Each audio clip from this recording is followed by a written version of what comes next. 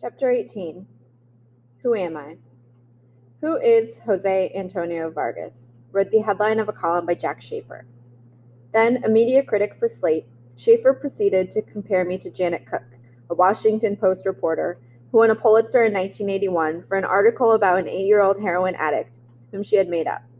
I know the two lies aren't exactly analogous. Cook told her lies to inflate her status, Vargas to normalize his, Schaefer wrote. The trouble with habitual liars, and Vargas confesses to having told lie after lie to protect himself from deportation, is that they tend to get too good at it. Lying becomes reflex, and a confessed liar is not someone you want working on your newspaper. There's something about this guy, Schaefer concluded, to make a journalist's nose itch. I understand Schaefer's itchy nose. I cannot stand on a moral high ground because I lied repeatedly and knowingly. But his words made me wonder what a journalist is obliged to reveal about his or her life.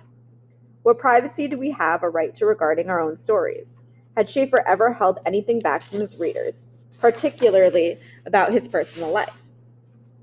What would have happened if he discovered as a 16-year-old that he was an unlawful person in a country that he believed had adopted him as its own? Would he have gone to the nearest airport and flown back to where he had been sent from? What sort of life-altering decision was he confronted with as a teenager? How did he address them?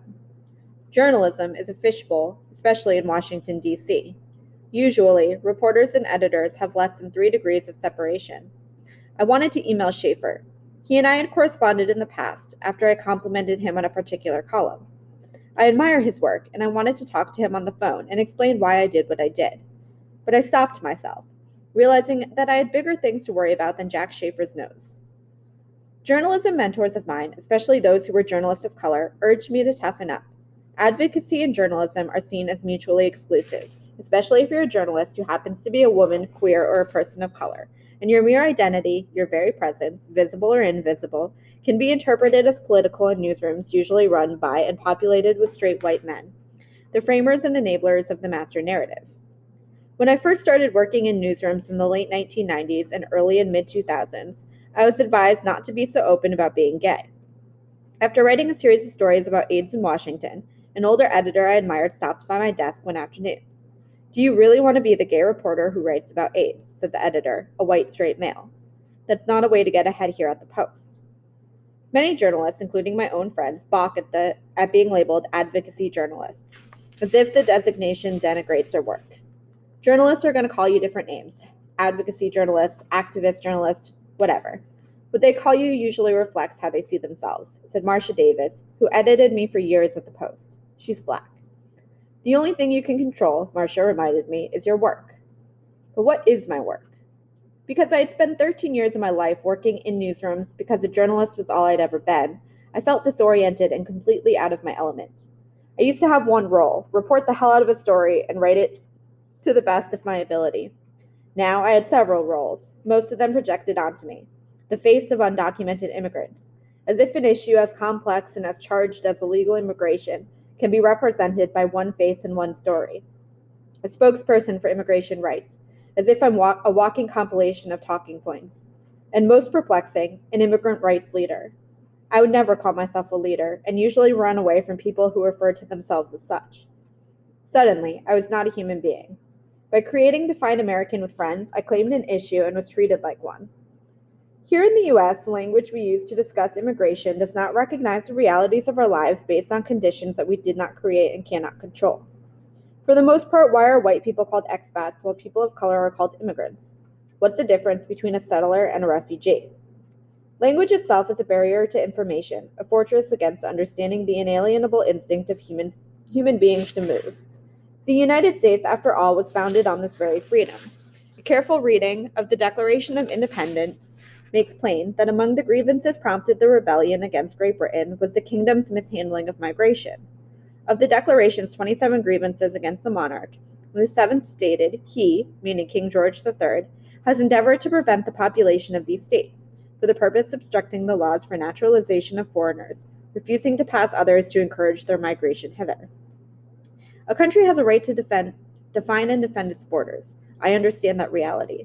But our history, past and present, proves that America has been defining and defending its borders while expending its research on its own terms. I also understand that a country has a right to know who resides within its borders and where people come from. That was among the reasons why I outed myself as undocumented.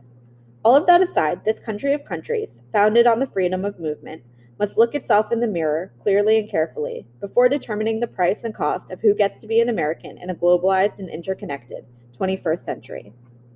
This is a 21st century reality that the American government, along with multinational American corporations, has largely sculpted and created. From the wars we start to the iPhones we sell, to the television shows and movies we make. This is a 21st century reality in which tweets and Facebook messages travel much faster and more easily than human beings. Migration is the most natural thing people do, the root of how civilizations, nation states, and countries were established.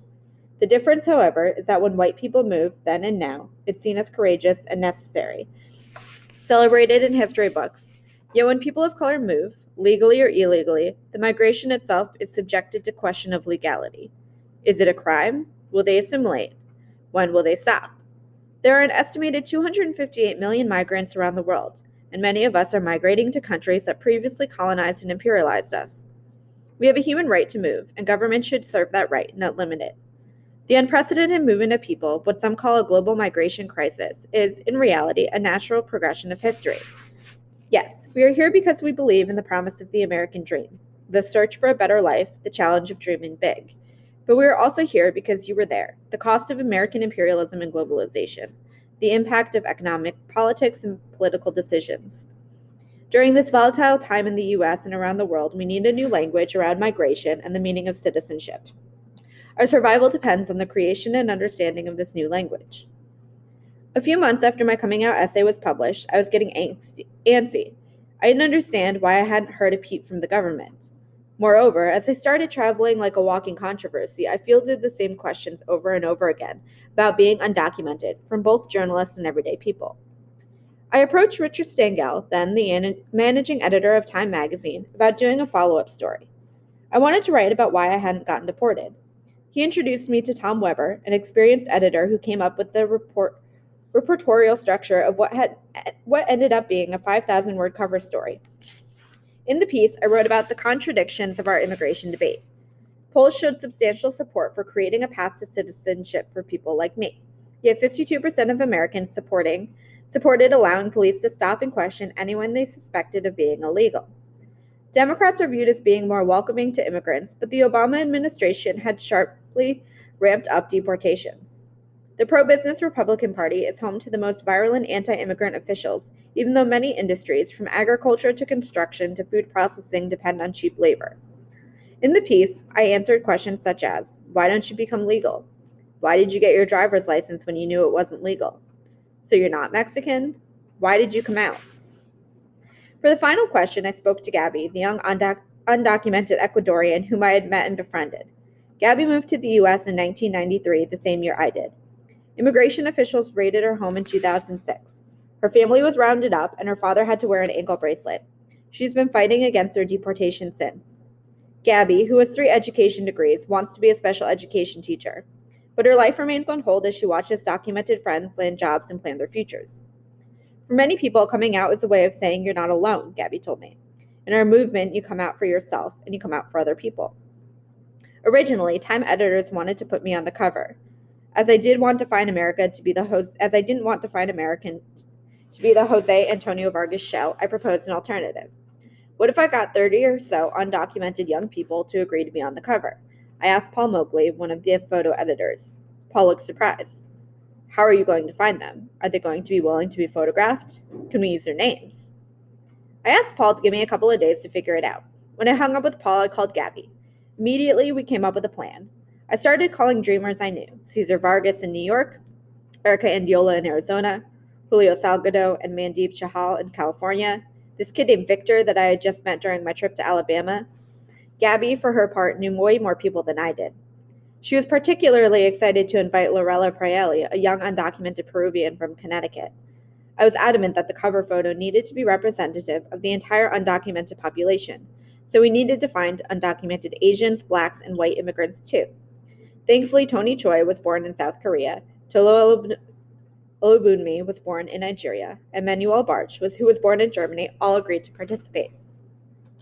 At this point, Define American was an all-volunteer organization that had no money. I had no money. If I asked Time to cover flights and hotel rooms for undocumented people, some of whom had never flown before, I was afraid editors might get antsy and back out. So I asked Frank Sherry, a longtime advocate, a walking history book of immigration policies, if America's Voice, his organization, could cover it. Not only did he say yes, he connected me with his colleague, Pili Tobar, who offered to help out with logistics. Lucia Allen, a young undocumented Peruvian, was especially helpful in coordinating schedules. I was most worried about Victor, who was flying from Birmingham. He had never been on an airplane, never gone through an airport. To get through security, he planned to use his Mexican passport, the only government-issued ID he had. Many undocumented people use passports from their countries of origin to get on domestic flights. I had to do the same. As my lawyers had feared, the Washington State Department of Licensing canceled my license 2 weeks after I disclosed my undocumented status. One of my lawyers suggested I get a valid passport from the Philippine Embassy, which I did. These passports don't have visas, which can trigger TSA agents to check their immigration status. It's risky, especially if your passport is from Mexico, given how often people of Mexican descent are racially profiled. We wanted to make sure Victor had all of the information to make a decision for himself. We coached him on how to get through TSA. Don't look nervous, make sure your hands are not shaking. When you show your passport, don't smile too much. To our relief, he made it through the airport. Within 48 hours, we had assembled 35 dreamers in a warehouse studio in the meatpacking district for a photo shoot. Most of them didn't know each other. Everyone gave their permission to appear on a cover of a major magazine. I couldn't tell them which one, and I made sure I didn't make any promises, in case it didn't work out for some reason. Their trust in me, and most of them knew me by name only, was humbling. The photo shoot, which lasted for several hours, was among the proudest days of my entire life. The photographer, Gian Paul Loza, and his assistants treated everyone with such dignity. There were makeup artists to make sure everyone got a touch-up for the group photo and their individual portraits. I thought of Ellen DeGeneres on the cover of Time and what that image meant to me. I could only imagine what this cover image, so many faces with names and stories, could mean for other undocumented people.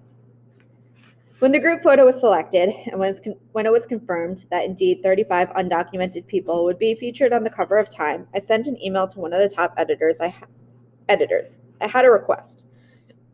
I told him, whatever you do, please do not call us illegal on the cover of Time. The headline of the cover story, which ended up being the cover story for all of Time's international editions, read, "We are Americans, just not legally."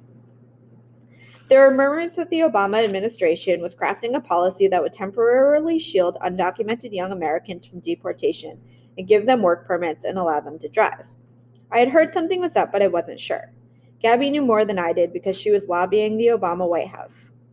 Sensitive to criticism that he was the deporter-in-chief, Obama and his team had been weighing their options. Part of the equation, I'm sure, was the impending presidential election, where the Latino vote could be a deciding factor. Whatever the factors were, on June 15, 2012, the day the Time cover story hit newsstands, President Obama announced the creation of what would be known as DACA, short for Deferred Action for Childhood Arrivals. Immediately, DACA was deemed a presidential overreach. In the Fox News Drudge Breitbart universe, it was considered something like amnesty, which it most certainly is not. At its idealistic core, one can look at DACA as the most significant development in the fight for immigrant rights since President Reagan signed the Immigration Reform and Control Act in 1986. With DACA, nearly 850,000 young undocumented Americans could pursue their dreams. But here's the realistic version. To be enrolled in DACA, you have to pay the government nearly $500 so it won't deport you for 2 years from the only country that you've known as your home. DACA is temporary, and not everyone qualifies. Of the 35 dreamers on the cover of Time, 6 couldn't apply for DACA for various reasons. I was one of them. The age cutoff was 30 years old, and I was a little over 4 months too old. I was disappointed. My family, especially Lola, was more disappointed than I was. I don't know the toll that my public life and its concomitant threats and criticisms have taken on Lola. I remember her calling me the day after DACA was announced, when she realized that I wasn't included. "Okay, Kalang Paapoko. Are you doing okay, grandson?" "Yes." "Alam ko ang dami mong sinakripisyo. I know you've sacrificed a lot." "Not as much as you have," I said. I could hear Lola crying over the phone. About a week after the Time cover hit newsstands, I was in the security line at John F. Kennedy International Airport. The TSA agent, a 20-something black woman in a ponytail, gave me a little nod, like she knew who I was. I felt my arms tightened. I grabbed my phone just in case I needed to call someone right away. When it was my turn to show her my Philippine passport, now the only piece of ID I had to travel with, no visa in it, I was prepared for whatever could happen. She smiled when I handed her my passport. "You're Jose, right?" she asked, lowering her voice so no one could hear. "My brother-in-law is undocumented. I actually bought the magazine." She pulled out the Time magazine from her bag and asked me to sign it.